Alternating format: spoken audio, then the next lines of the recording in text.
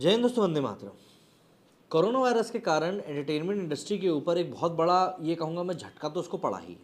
ये बात जो लोग नहीं मानते हैं, शायद वो किसी अंधकार भरी दुनिया में रह रहे हैं, क्योंकि रोशनी में जो चीज़ दिखाई दे रही है, अगर किसी को वो भी चीज़ दिखाई ना दे तो वो शायद या तो अंधकार में बैठा हुआ है, या फिर उसने अपनी आंखों के ऊपर बस एक डिसएग्रीमेंट की पट्टी बांध ली कि उसको कुछ भी बोला जाए, उसकी आंखों से उसको वो चीज़ें दिखाई ही नहीं देती।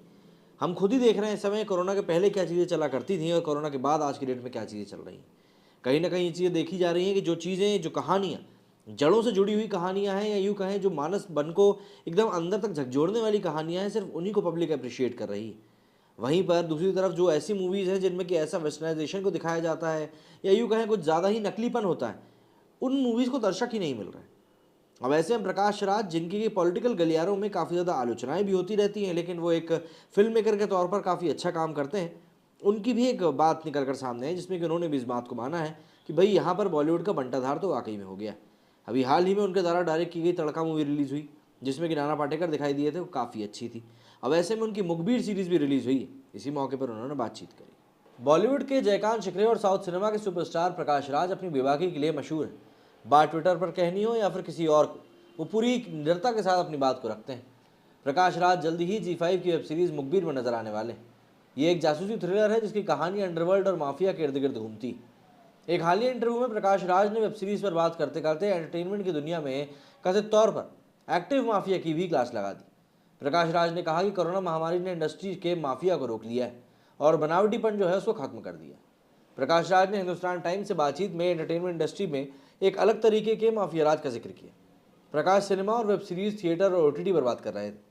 उनसे पूछा गया कि माफिया शब्द सिनेमा और उसकी कला के बारे में बात करने के लिए उनके लिए हमेशा से एक दिलचस्प टॉपिक रहा है। इसी के जवाब में उन्होंने कहा कि समय समय पर मैं इस शब्द का इस्तेमाल करता रहता हूँ।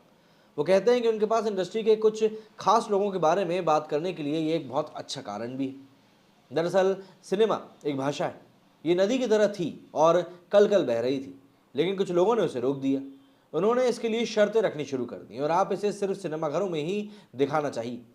वो ये सोचने लगे कि कहानी लिखना है तो सिर्फ 2.5 घंटे के लिहाज से। हर कोई रोक रहा था कि आप कोई कहानी को पहले टीवी पर रिलीज नहीं कर सकते, लेकिन एक बार महामारी आई और इसने इस माफियागिरी को खत्म कर दिया। आप देखिए कि जो बनावटीपन है वो धीरे धीरे अब खत्म हो रहा है। लोगों को अपनी सोच से आगे जाना पड़ रहा है और अब कंटेंट के माध्यम से काम दिया जा रहा है। बीते कुछ साल में OTT प्लेटफॉर्म्स ने अलग अलग तरह के कंटेंट के लिए अलग मंच तैयार कर दिए। इसके बारे में बात करते हुए प्रकाश राज ने आगे कहा कि मुझे अब कुछ खास प्रकार की फिल्में करने की ज़रूरत नहीं है। ये वो फिल्में थी जो मैंने पैसे के लिए करी थी। यह इसी मीडियम की सुंदरता है। पहले मुझे कुछ लाउड फिल्में करनी पड़ती थी, मुझे ऐसा करना पड़ा क्योंकि उसके लिए दर्शक का एक वर्ग है, इसी वजह से मेरा स्टारडम है। लेकिन अब मुझे इसकी चिंता करने की ज़रूरत नहीं है, क्योंकि अभी दर्शकों की संख्या बहुत ज़्यादा है और सबको एक अलग अलग तरह का जॉनर देखने के लिए मिल रहा है। वहीं अपनी जासूसी थ्रिलर मुखबिर के बारे में बात करते हुए प्रकाश राज कहते हैं कि हम इसमें 1960 के दशक की एक अनकही कहानी के बारे में बात कर रहे हैं, जब मैं पैदा भी नहीं हुआ था। आज 2022 में अगर मैं इस देश में सुरक्षित हूँ तो इसके लिए कहीं ना कहीं गुमनाम हीरो ही जिम्मेदार रहा होगा। क्या हम कभी इसके बारे में जान पाते हैं? ऐसी बहुत सी चीज़ें हैं जो कि देश को चलाती हैं।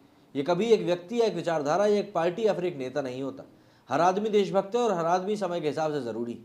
उनके योगदान कई तरह के हैं। इस कहानी की सोच ने मुझे इसके लिए प्रेरित कर दिया। बीते दिनों जब मुखबिर का ट्रेलर आया था तब बहुत से लोगों को लगा था कि ये आलिया भट्ट की फिल्म राजी की तरह है।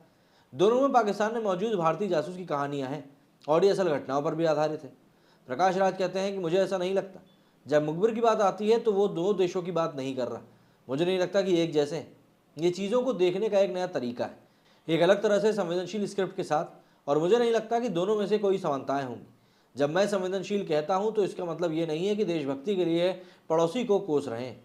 ये ज़रूरी, क्योंकि लोग उस पुराने एक जैसे नज़रिए की चीज़ों को देखते देखते अब कहीं ना कहीं थक चुके हैं। मुखबिर G5 के ऊपर रिलीज़ हो चुकी है और इसको काफ़ी अच्छे अच्छे रिव्यूज़ भी मिलना शुरू हो चुके हैं। लेकिन प्रकाश राज ने जो यहाँ पर बॉलीवुड में एक बहुत बड़े बदलाव की बात कही है, कहीं ना कहीं बॉलीवुड को इस बदलाव को एक्सेप्ट करना होगा, क्योंकि अभी भी हम देख रहे हैं कि एक नया ट्रेंड चल पड़ा है कि मूवीज़ को OTT के हिसाब से बना रहे हैं, जिससे कि OTT के ऊपर बेच के उनका जो पूरा पैसा है वो रिकवर कर लिया जाए और बस फिर दिखावे के लिए थिएटर में रिलीज़ कर दिया जाए।